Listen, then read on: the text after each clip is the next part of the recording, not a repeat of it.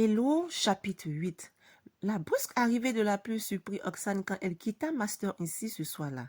Elle entra précipitamment à l'intérieur de sa voiture, dont elle remonta la capote et mit le contact à plusieurs reprises, mais rien ne se produisit. Oh mon Dieu, pensa-t-elle tout haut. J'ai encore oublié de mettre de l'essence. Jetant un regard vers l'arrêt de bus de l'autre côté de l'autoroute où était garé un matatu, sorte de bus local, elle poussa un soupir las. La vue de la longue file de gens qui attendaient devant l'arrêt lui noua la gorge de frustration. Tandis qu'elle hésitait ainsi, une poche rouge sortit du parking souterrain de l'immeuble et tourna juste devant la sienne. Oksane se pencha pour essayer de distinguer le visage du conducteur. La portière du côté passager fut poussée de l'intérieur. Elle sortit de sa voiture en courant et allait monter dans la poche lorsqu'elle reconnut la personne assise au volant, Steven. Aussitôt, elle s'immobilisa, partagée entre son antipathie qui remontait à la surface et son désir d'échapper à la pluie qui transperçait déjà le tissu léger de son tailleur. Ne se citer fait loi, s'écria ce dernier d'un ton moqueur. Malgré ses réticences, elle dut convenir qu'il avait raison et s'installa à côté de lui. Merci, marmonna-t-elle. Je vous en prie, tout le plaisir est pour moi. Steven se força d'entretenir la conversation durant le trajet. Il y a longtemps que vous résidez à Nairobi? Demanda-t-il. Presque 3 ans maintenant. Pourquoi? Oh, pour rien. Avez-vous déjà entendu parler du lac Turkana? Oui, bien sûr. J'ai passé un séjour agréable dans le coin récemment. C'est un endroit fascinant. À ma connaissance, on l'appelle aussi la mer de Jade. Oui, c'est exact, approuva-t-il. Disons qu'on retrouve aux alentours du lac plusieurs exploitations de vignes et de fleurs, mais il est extrêmement dangereux de s'y baigner. Les rives sont infestées de crocodiles. Même s'ils ne sont pas dangereux comme on le prétend, il vaut mieux ne pas tenter l'expérience. Si cela vous dit, je vous inviterai à ma prochaine escapade là-bas. C'est très gentil à vous d'avoir pensé à moi, mais je n'aurai certainement pas le temps de vous accompagner, déclina poliment la jeune femme. Un silence pesant s'installa entre eux. Steven, pas du tout dupe, devina tout de suite qu'elle voulait l'éviter. Il crispa les mains sur le volant. Vous devriez m'indiquer votre adresse. Oksane lui indiqua le chemin et en sortant des grands axes de la ville, il empruntait un dédale de venelles et de passages étroits où la jeune femme put admirer une fois de plus des balcons en encorbellement et des portes en bois sculpté, témoin d'un mélange d'influences arabes et indiennes. Au bout de quelques minutes, la Porsche regagna une route secondaire avant de se garer sous un réverbère. Elle était soulagée d'être arrivée à destination et s'apprêtait à descendre lorsque la voix autoritaire de Steven l'arrêta. Ne bougez pas, j'ai un parapluie. Il se retourna ensuite pour fouiller un instant à l'arrière de sa voiture et, le temps qu'elle ouvre sa portière, ce dernier avait déjà contourné le véhicule et tenait le parapluie au-dessus de sa tête. Merci de m'avoir accompagné. Bonsoir, à demain. Pourvu qu'il ne tente pas de me rattraper, songea-t-elle en se dirigeant d'un pas vif vers l'ascenseur. Une fois sur le palier, elle jeta un coup d'œil par-dessus son épaule pour voir s'il l'avait suivi. Mais non, il avait apparemment compris le message. Ouf, elle avait eu chaud. Elle introduisit donc sereinement la clé dans la serrure. En pénétrant dans l'appartement, Oksane voulut refermer la porte lorsqu'elle se retourna nez à nez avec Steven. Que bredouilla-t-elle? La surprise la paralysait et ce dernier en profita pour se glisser à l'intérieur. Recouvrant enfin ses esprits, elle courut derrière lui et s'écria. Vous ne manquez pas de toupet d'entrer ainsi chez moi. Je ne vous ai pas invité. Non, et ce n'est pas gentil de votre part alors que je vous ai sauvé d'une noyade imminente, observa-t-il réprobateur. Je voulais simplement récupérer le parapluie. Il jeta un regard circulaire autour de lui avant de soulever le cadre argenté posé sur la table basse contenant une photographie. Il demanda. Votre fils? Oui, répondit la jeune fille le cœur battant et priant le ciel pour qu'il s'en aille vite. Heureusement, cette photo était prise de profil. Il est très beau, remarqua-t-il. Merci. Il me rappelle quelqu'un. Vous faites erreur, déclara Oksane en lui arrachant la photo des mains. Paniquée, elle chercha un moyen de détourner son attention.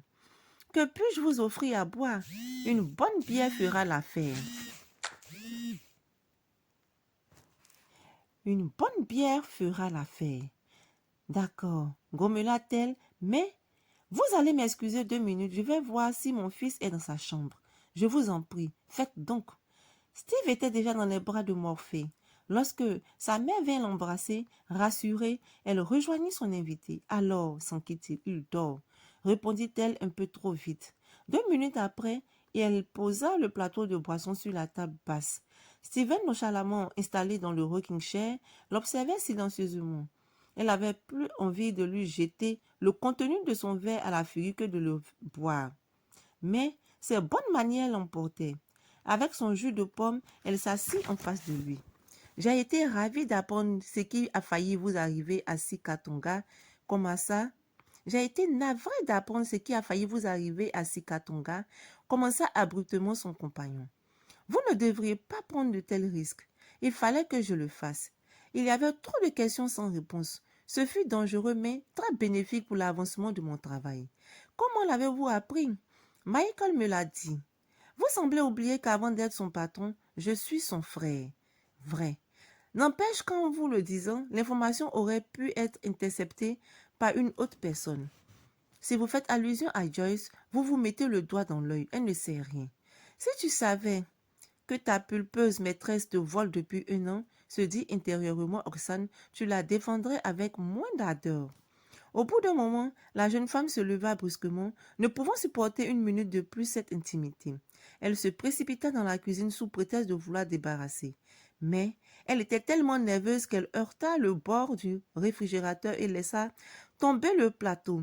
Un bruit assourdissant de verre brisé se fit entendre.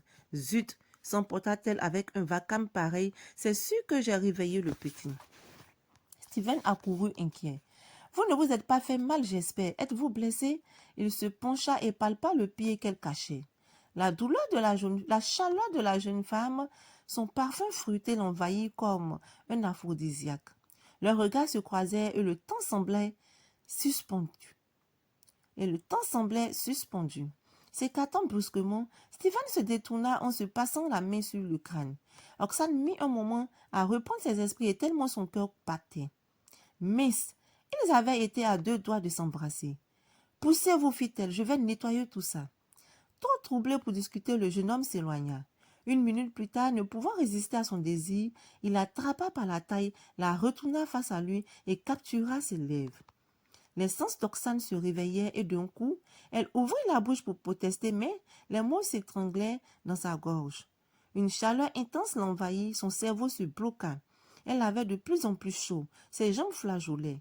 Au moment de céder au feu dévorant qui la consumait, un déclic se fit dans la tête de la jeune femme. Son cerveau se remit brusquement à fonctionner, son corps se raidit. Steven la relâcha dérouté. Mon Dieu, il aurait cru embrasser son Roxane à lui. Il plongea son regard dans le sien, ravi de reconnaître le désir qui couvrait dans les prunelles de sa compagne. Ainsi, derrière le masque glacial se cachait une femme passionnée. Intéressant. Non, mais qu'est-ce qui vous prend? S'exclama cette dernière à la fois irritée et frustrée. Pour qui vous prenez-vous? Vous croyez peut-être que vous pouvez disposer des femmes comme vous le voulez? C'est ça, hein? Osez me dire que vous n'avez pas aimé la Nagatine. Vous n'êtes qu'un goujat, souffla-t-elle hors d'elle. Roxane le précéda dans le salon où elle se laissa tomber sur le canapé épuisée. Seigneur, pourquoi était-elle partie tenter le diable? Elle craignait de ne pas sortir gagnante de cette histoire. Elle voulait se venger, oui. Mais était-elle assez forte pour y parvenir? Le souhaitait-elle vraiment? Que de contradictions. Quelques instants plus tard, un silence pesant régnait dans la pièce. Exaspéré, Steven se campa devant elle. « Vous allez mieux ?» s'enquit-il. Il devait faire allusion à son pied. « Je n'ai jamais été mal », affirma la jeune femme. Le jeune homme n'insista pas et se contenta de la regarder. « Pourquoi m'observez-vous ainsi ?» fit-elle sur la défensive. Steven se glissa tout près d'elle et lui murmura à l'oreille. « Vous me faites ressentir des émotions que je croyais de ne plus reconnaître un jour. Dans ma vie, une seule femme m'a déstabilisée comme vous êtes en train de le faire. Cette envie de vous embrasser de nouveau, ce désir brusque et violent, il y a presque 10 ans que je l'ai plus reconnu. Roxane faillit s'étrangler. Elle se contorsionna tellement elle était mal à l'aise. Je suis désolée de vous rappeler de mauvais souvenirs. Steven la fit taire en reprenant impérieusement ses lèvres. Celle-ci ne se fit pas prier et resserrant son étreinte, elle répondit à son baiser avec une ardeur égale à la sienne. Une sorte de fièvre la gagna tout entière. Quelle folie! Elle était tout simplement en train de permettre à cet homme de l'humilier une fois de plus. Ils s'embrassèrent avec passion, oubliant ce qui n'était pas eux, mêlant leurs souffles confondant leurs bouches. Il glissa une main sous son tailleur, cherchant le contact de sa peau, la rondeur de ses seins. Et quand il la caressa, Roxane laissa échapper un petit gémissement et se cambra contre lui. Sans cesser de l'embrasser, Steven lui murmura des mots doux à l'oreille. Sa voix de velours la grisait, l'étourdissait, la perdait. Roxane savait qu'elle ne pouvait pas lui résister. Elle succombait, s'abandonnait à la volupté de l'instant. Les yeux mi-clos, elle le laissa défaire la fermeture éclair de sa jupe, franchir les limites de la pudeur. Ses caresses devenaient de plus en plus audacieuses, plus précises. Elle goûta pleinement le plaisir qu'il lui offrait. C'était étrange et follement bon. Incapable de contrôler son désir, elle se laissa aller, telle une fleur qui s'épanouit sous le soleil. Une pensée coupable traversa soudain son esprit. Et si son fils se réveillait, comment réagirait-il? La voix rauque de Steven la ramena à l'instant présent. Et maintenant, Roxane, qu'est-ce qu'on fait? Visiblement gênée par cette question, la jeune femme garda le silence et réitéra sa question. Alors, je ne sais pas. Ah non, si vous voulez que nous fassions l'amour, je veux vous l'entendre dire. Roxane garda les yeux baissés, incapable de prononcer le moindre son. Que décidez-vous? Je reste ou je m'en vais? Insista Steven, rongé par le doute. La femme qu'il tenait dans ses bras ne lui était pas inconnue, songea-t-il. Son corps épousait merveilleusement le sien, comme si c'était déjà aimé. Il scruta ses traits avec intensité. Et si c'était son Roxane?